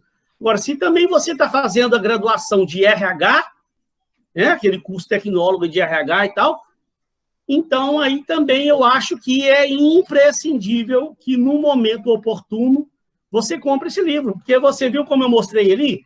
Ele tem todas as áreas ali dentro, ele fala de recrutamento, ele fala de seleção, ele fala de avaliação de desempenho, ele fala de treinamento, desenvolvimento, ele fala de avaliação de cargos e salários, tá? Ele fala de todas as áreas do RH.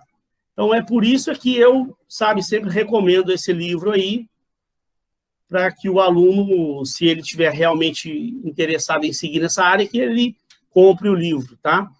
Tem outros livros aqui, depois você dá uma olhada, mas eu não vou ficar agora falando muito de livros, não, porque vocês vão ver, tem os complementares aqui, vocês vão ver que no meu material, eu vou mandar semana que vem a unidade 1 para vocês vão ver que todo início de unidade minha, de material, eu coloco os livros de onde eu tirei aquela unidade, tá? Hoje, o que eu vou falar aqui ainda não é a unidade Não, eu vou falar só hoje, é uma aula inaugural, uma aula para a gente se conhecer e tal, mas tem um assunto já ali que eu trouxe hoje que dá uma pincelada boa. São alguns slides só, não vou me estender demais, não. Eu dou uma pincelada sobre esse universo aí de avaliação, já um início da unidade 1, né, avaliação de desempenho.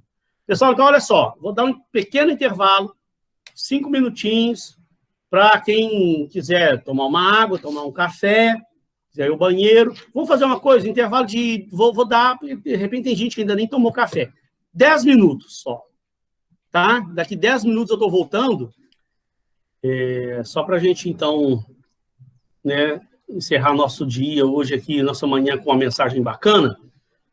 São alguns slides aqui, são quatro slidezinhos, é rapidinho, mas que eles dão dá para a gente fazer uma pincelada boa nesse assunto de avaliação de desempenho, para a gente começar a ver para onde que a gente vai caminhar.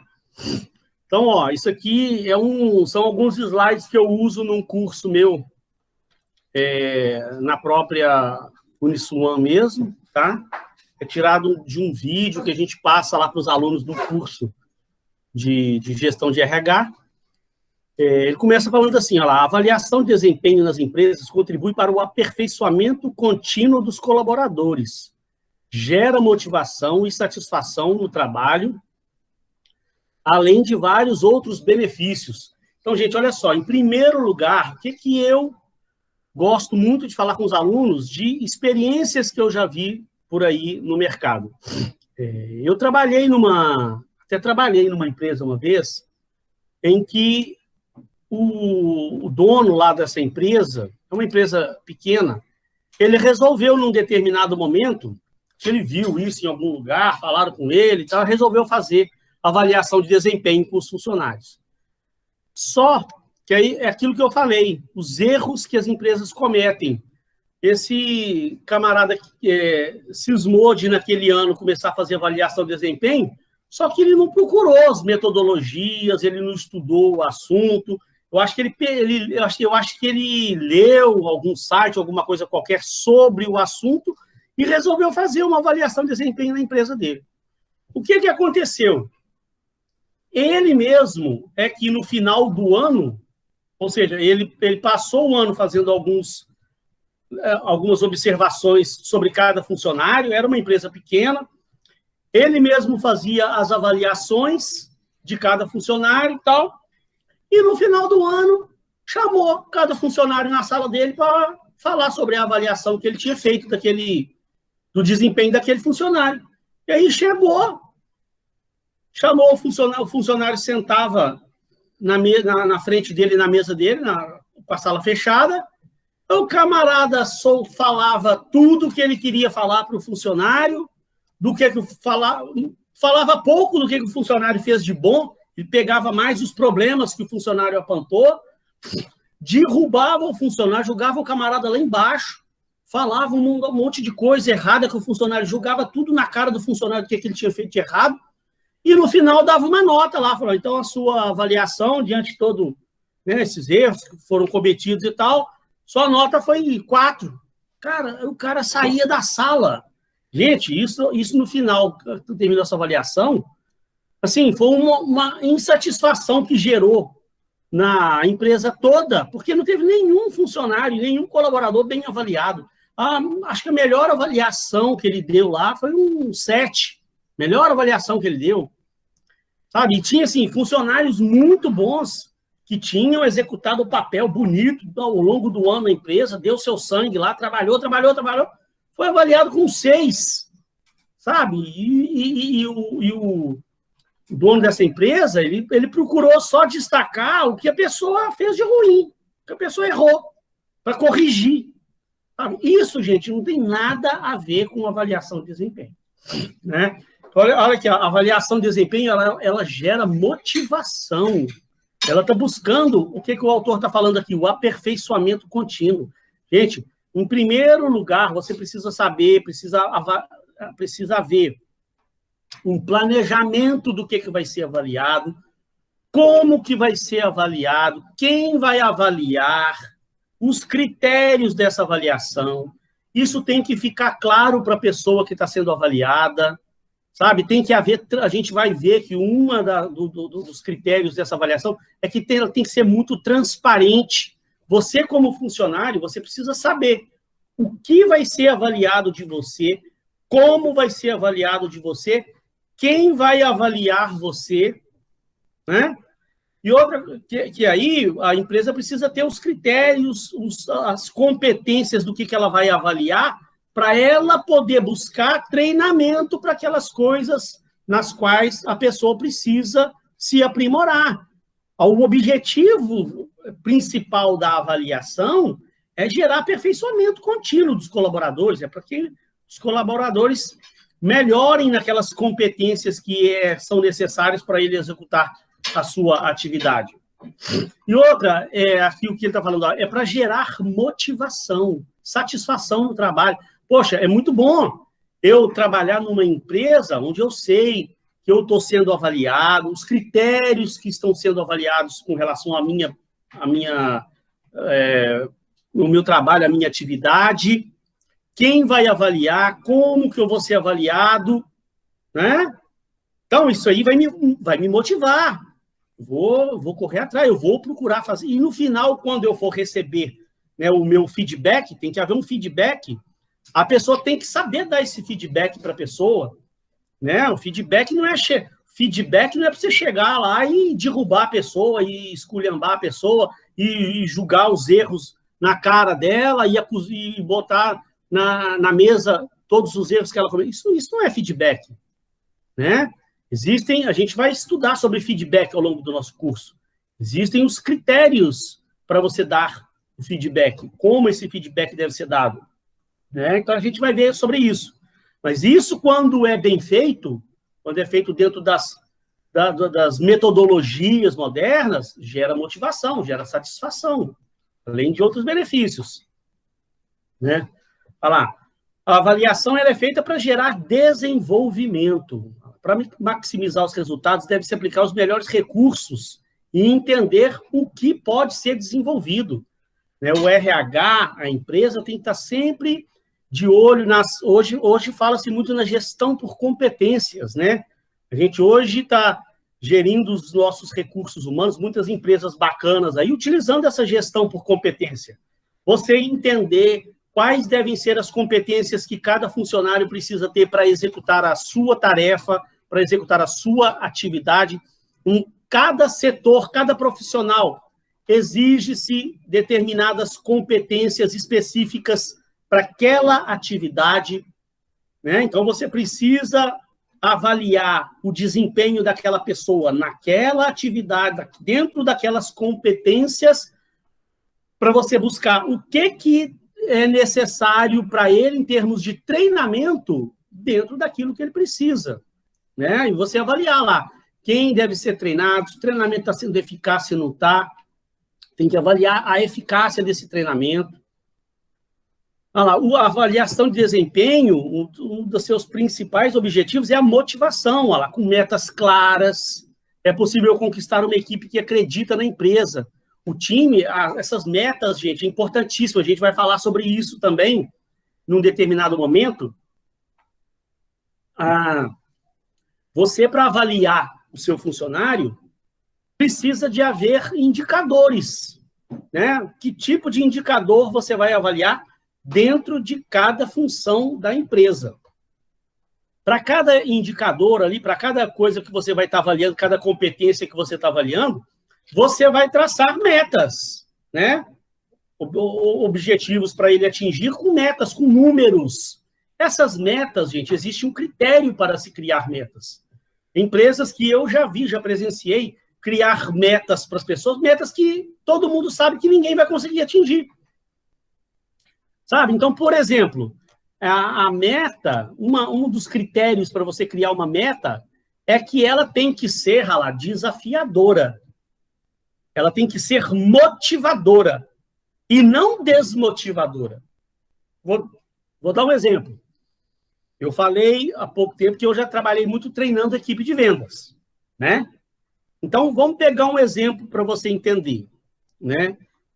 Vamos pegar que eu estou lá treinando a minha equipe de vendas E eu tenho lá os meus vendedores, os vendedores sabem que, em média, um exemplo, um vendedor bom, que trabalhe realmente, que faça um esforço, ele consegue vender por mês, por exemplo, R$100 mil, tá? Dos produtos lá que a empresa vende. Em média, um vendedor bom, ele consegue vender R$100 mil. Aí eu chego e estabeleço uma nova meta. Eu chego para você e falo, ó, fulano, então é o seguinte, a sua meta agora você vai ter que vender R$300 mil. Gente, acabou.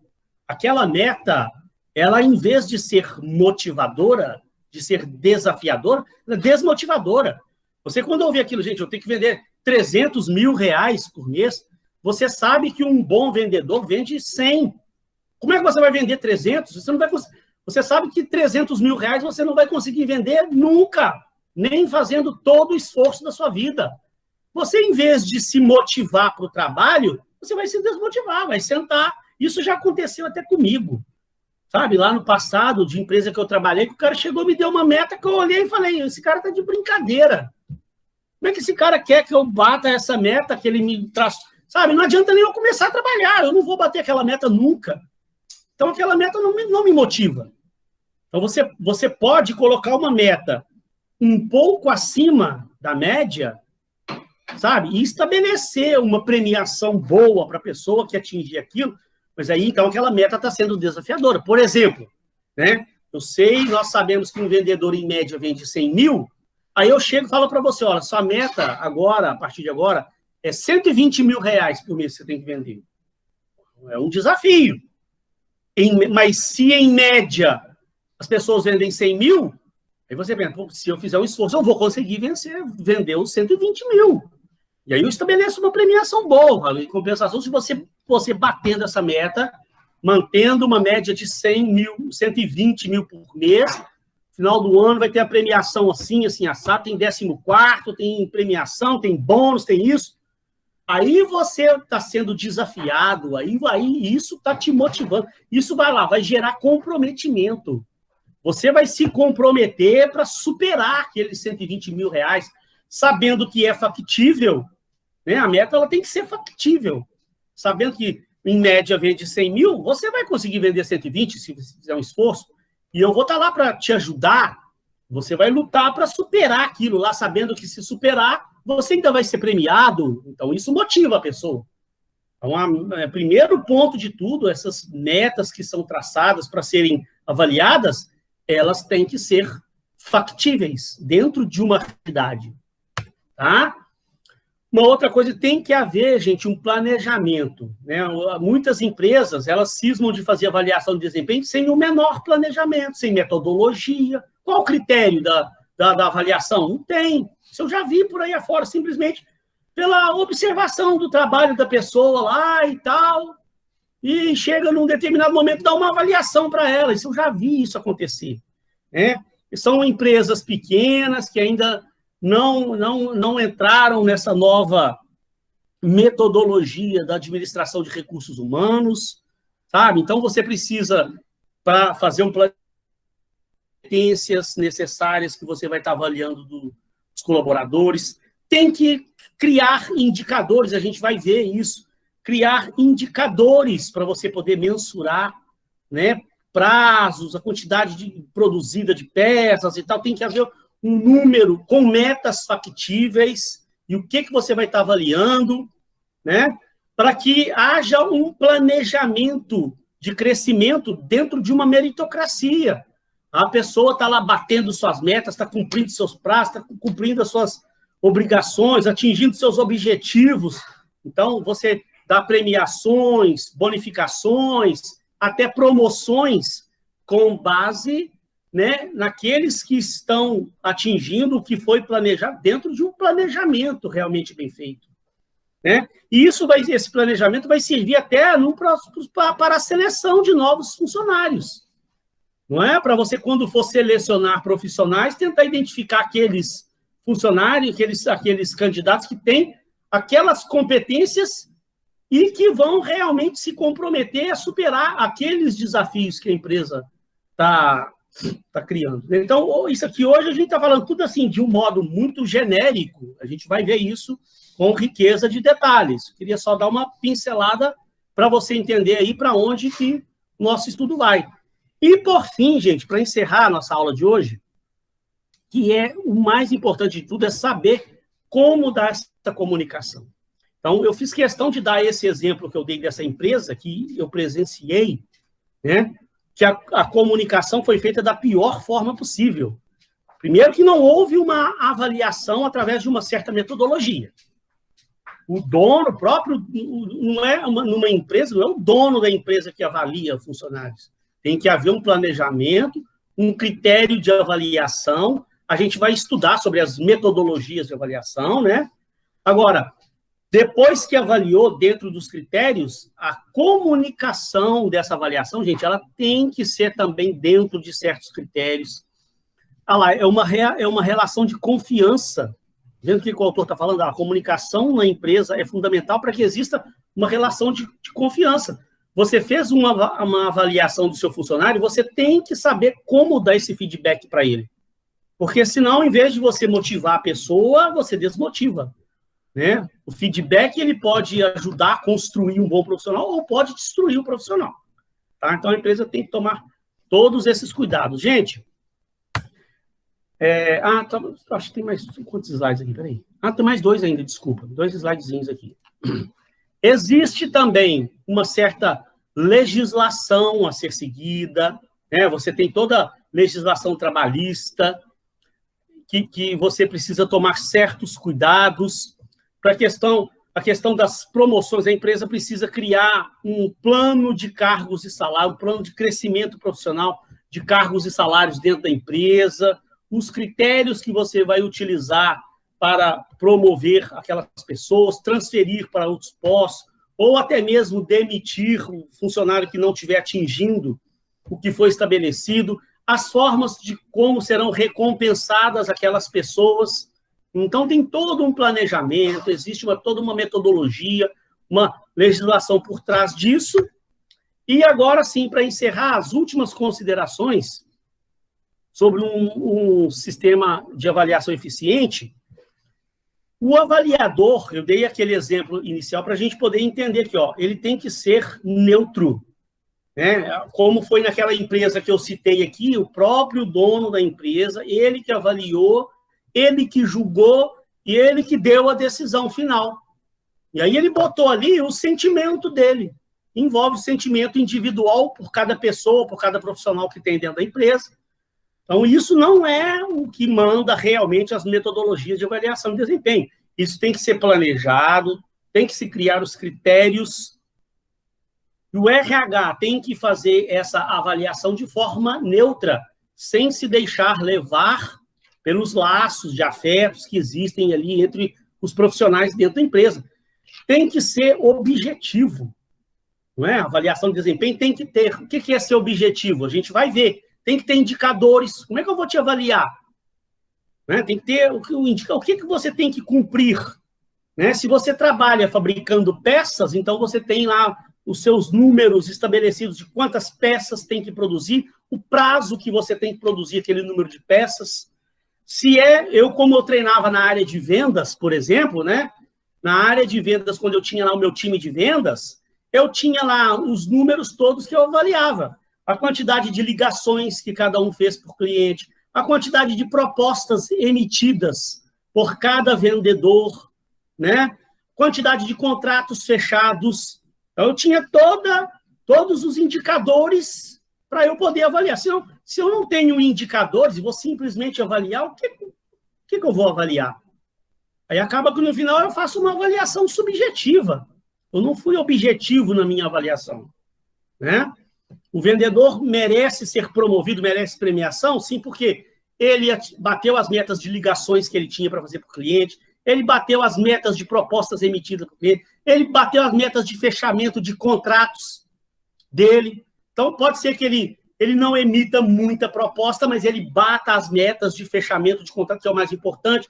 Isso tudo tem que ser avaliado, até porque, para eu tomar ações corretivas, eu tenho que saber aonde cada um está errando e onde cada um está acertando. Ele não está fechando muito o contrato, porque também não está emitindo muita proposta, Por que ele não está emitindo muita proposta? Porque também não está fazendo muita ligação para o cliente. Então, tem todo um critério, todo um critério de indicadores que eu crio para eu poder chegar e avaliar, e até na hora de eu dar um feedback para a pessoa, eu ser o mais transparente possível. Então, ela tem que haver um processo, tem que ser processual, né? Tem que ser transparente, como eu falei, eu tenho que deixar claro como que cada um está sendo avaliado, quais são os critérios de avaliação, né? Quem vai avaliar, tem que ser balanceado e tem que ser compartilhado, né? Eu tenho que haver uma forma de eu chegar, eu costumava, quando eu tinha essa minha equipe lá, no final do ano, eu fazia aquelas reuniões periódicas, mas no final do ano eu fazia uma reunião de fechamento de ano, onde eu mostrava os números nossos.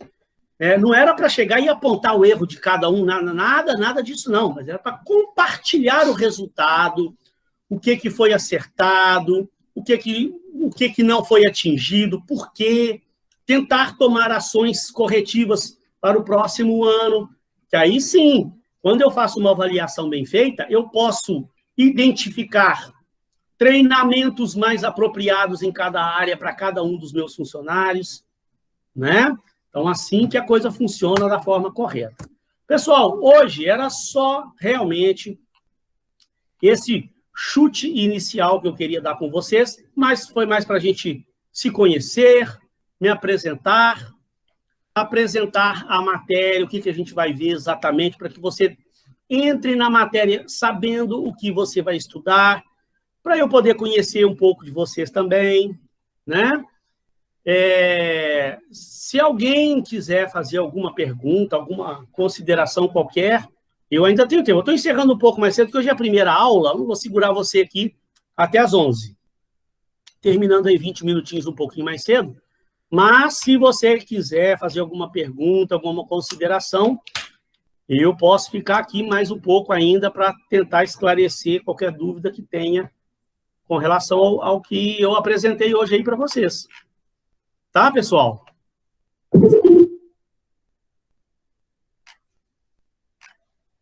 Dona Lana, que chegou agora. Vê.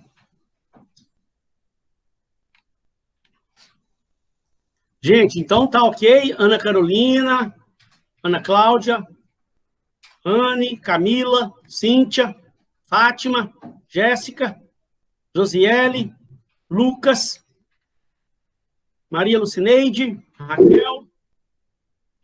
Gente, tudo ok? Ficou bem claro aí? Renato, Wellington. Espero que tenham gostado, né? Que tenham realmente visto que a matéria ela é importante, né? Que a gente possa toda sexta-feira de manhã estar juntos aqui. Então tá, o pessoal está falando ali que está tudo ok, está respondendo tudo ok. Então, gente, eu desejo a todos vocês uma excelente sexta-feira, um excelente final de semana. Ao longo da semana que vem eu mando o material para a gente poder iniciar a nossa unidade 1. Mas, Cláudia, gostou, né? O conteúdo é muito bom, o conteúdo é muito legal. Vocês vão gostar bastante, é muito importante, tá? Então, pessoal, está todo mundo liberado, tá? Eu agradeço aí a participação de todos vocês. Espero que realmente tenham gostado. Nós estamos lá no grupo do WhatsApp. Qualquer dúvida que tiver, pode me mandar um WhatsApp, eu não me incomodo. Viu, Maria Lucineide? Não me incomodo que me mande um WhatsApp, não. Dúvida que tiver, pode me procurar lá, não há problema. Estou disponível lá no grupo. Fiquem com Deus. Um beijo no coração. Bom final de semana para todos vocês, então, tá?